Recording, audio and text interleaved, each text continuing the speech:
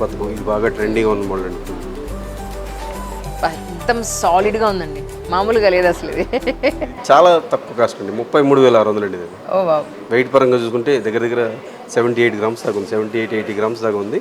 33,600 అనమాట. సర్వీసింగ్ ఉందా అండి వీటికి? సర్వీస్ ఉంటుందండి ఫ్యూచర్లో, అంటే పాలిష్ ఏదన్నా పోతే కనుక సర్వీస్ చేసుకోవచ్చు. దానికి మినిమం ఛార్జ్ ఉంటుంది, ఆ ఛార్జ్ పే చేయాలండి.